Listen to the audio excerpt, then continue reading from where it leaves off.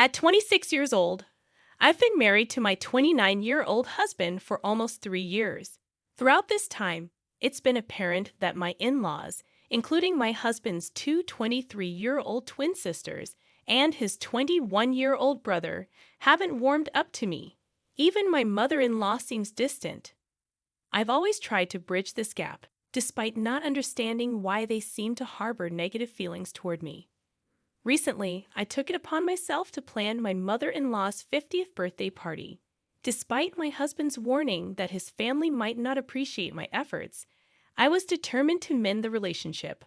I'm someone who values connections, and the idea that these people didn't like me for no clear reason troubled me deeply. I meticulously organized the celebration at my mother-in-law's favorite restaurant, where she and her late husband frequented. I handled all the arrangements, from the food to the decorations, ensuring everything aligned with her preferences. Despite trying to involve my husband's siblings, they showed no interest and left the entire planning on my shoulders, even refusing to contribute financially. When the day arrived, my husband and I visited his mother to extend the invitation. To my surprise, his siblings were already there, appearing startled by our presence. After some small talk, I disclosed the plans for her celebration. When my husband acknowledged that it was my effort, not his, she suddenly became cold, souring the atmosphere. Confused, I detailed how I had meticulously arranged the event, hoping she would appreciate my gesture. Instead, she delivered a falsely sweet thank you before informing me that I wouldn't be attending. Shocked, I asked her why. When I asked why, she explained that she wanted her 50th to be an intimate family affair, extending that designation only to relatives, not me. She essentially asked me to keep away. My husband and I were stunned, and in that moment, I realized he had been right all along. She was never going to appreciate any effort I put forth. The smirk on my in-laws' faces infuriated me further. I couldn't contain my frustration. I stood up and bluntly told her to go to hell, warning her that if she showed up the next day, I'd have security remove her. That wiped the smugness off their faces. She accused me of being cold and cruel, but I just laughed in response. I was fed up and made it clear that my decision was final. Her attempts to make me feel guilty by crying fell on deaf ears. I was too enraged to care. On the drive home, I tried to cancel the reservation, but it was too late. My husband seemed uncomfortable, choosing not to comment much except for saying I did the right thing before stepping out for a smoke. He's never been one to delve into family conflicts, and I appreciated him not making me feel worse about ignoring his advice. Since I'd already paid for everything, I canceled the last-minute invites, irking some of my mother-in-law's friends. Instead, I called upon my own friends to salvage the situation and make the evening enjoyable. My husband and I invited some of his friends too, deciding to turn the occasion into our own celebration. We hastily removed the decorations before they arrived and ended up having an absolute blast. I uploaded all the pictures when I returned home today. My sister-in-law texted me, upset that I repurposed the venue for my own use after canceling my mother-in-law's birthday party. She accused me of selfishness, highlighting how much the place meant to my mother-in-law. I don't feel overwhelmingly remorseful about my actions, believing my decision was justified, but I'm unsure if I made the right call. Am I the antagonist for canceling the party after being told I wasn't welcome there? Update. I shared the message from my sister-in-law with my husband and asked if I should apologize to his family. Surprisingly, he staunchly advised against it. In fact, he suggested cutting ties entirely, a significant step considering his family often relied on him, especially financially. He's successful and runs his own company, so withdrawing support meant his mother would have to rely on his less dependable siblings, who frequently changed jobs and leaned on him for money. I tried dissuading him from this drastic action, sensing there might be more behind his decision. Over time, I noticed his family growing distant from him, even during our dating phase. Despite his efforts to invite them over for dinner, they always found excuses to avoid it. I felt partly responsible, fueling my eagerness to build a connection with my in-laws, hoping it would help my husband reconnect with his family. There seems to be something deeper my husband hasn't shared. He's not the type to abandon family. Earlier, he emphasized the importance of family, making this sudden decision, while understandable given my recent treatment by my mother-in-law, highly uncharacteristic for him. I'm determined to understand the situation fully. I don't want him to be unhappy or resentful toward me in the future. I'm really hoping that he'll finally feel comfortable enough to open up and share what led him to take such a drastic step. Now, for the second update. After persistently urging him, my husband finally unveiled why he's decided to sever ties with his family after all these years. When he was 21, his father passed away, leaving his mother, who had never worked, and his siblings, who were all in school, dependent on him. With the inheritance his father left, it wasn't enough to sustain them, so he took on the responsibility of becoming the family's breadwinner. He toiled tirelessly day and night until around 23 when he secured investors for his startup. His success propelled him from just scraping by to thriving financially.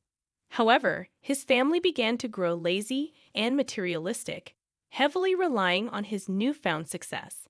Despite feeling obliged to support them in his father's absence, he noticed their dependency increasing. Additionally, they treated his past girlfriends poorly, convinced that outsiders would distract him from his familial duties. When they realized I wasn't going to be driven away so easily, their annoyance grew, and they attempted to poison my husband against me. This led to clandestine fights and arguments during our dating period, where his family pushed him to end our relationship. But he remained resolute about marrying me. As time passed, they resorted to emotional manipulation. Even after years of trying to separate us, they continued to ask him for money. When the birthday incident occurred, his sister attempted to guilt-trip me, while his mother called him to emotionally manipulate him into leaving me due to the perceived insult.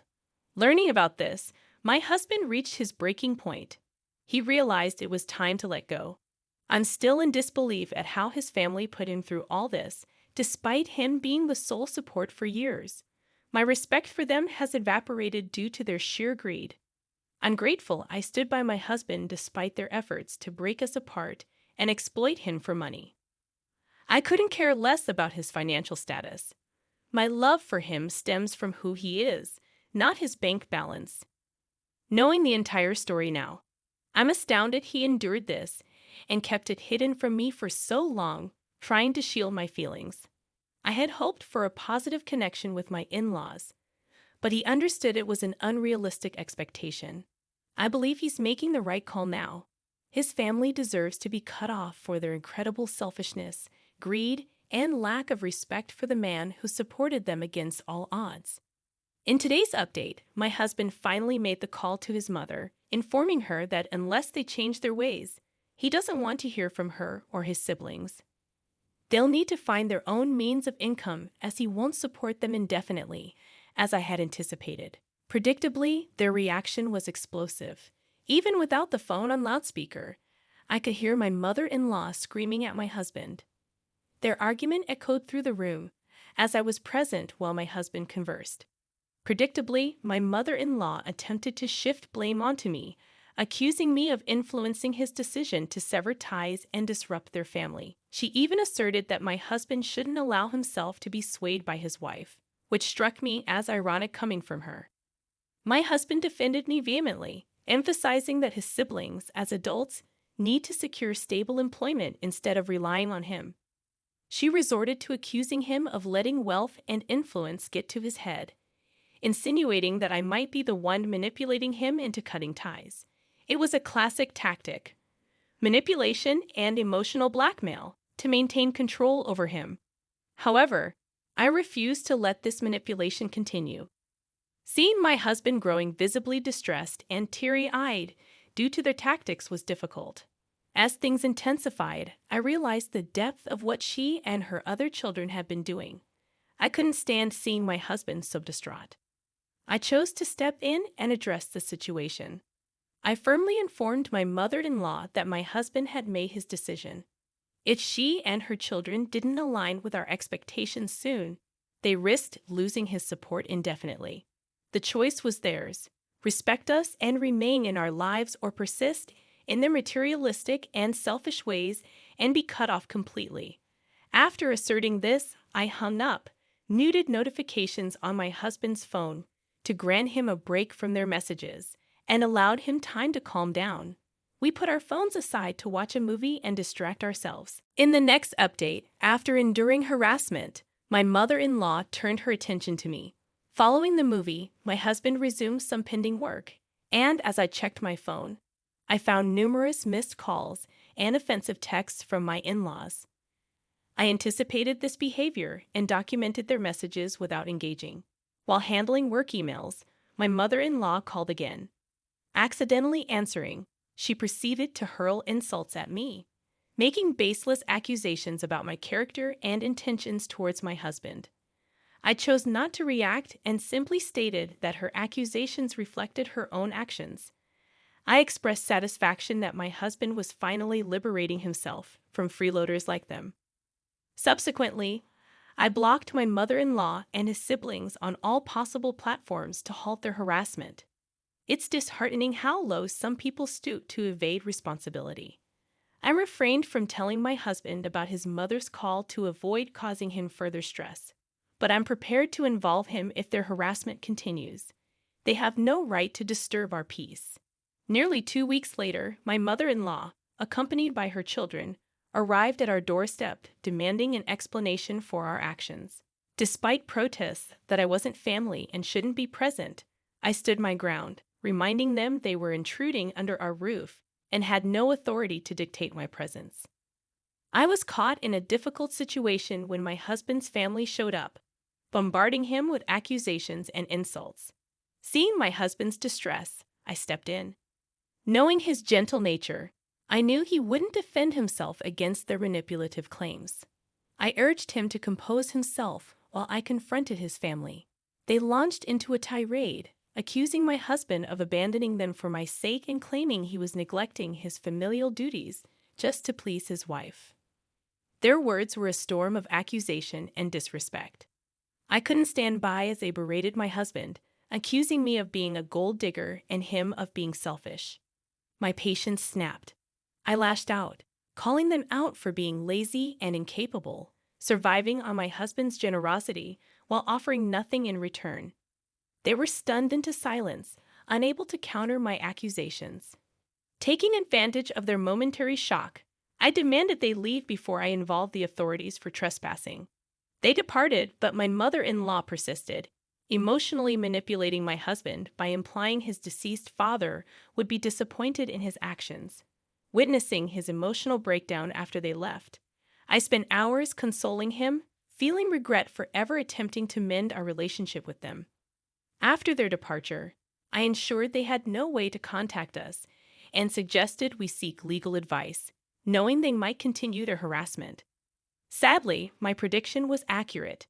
Within days, my mother-in-law sent a legal notice, falsely claiming my husband had embezzled funds from the family estate to start his business.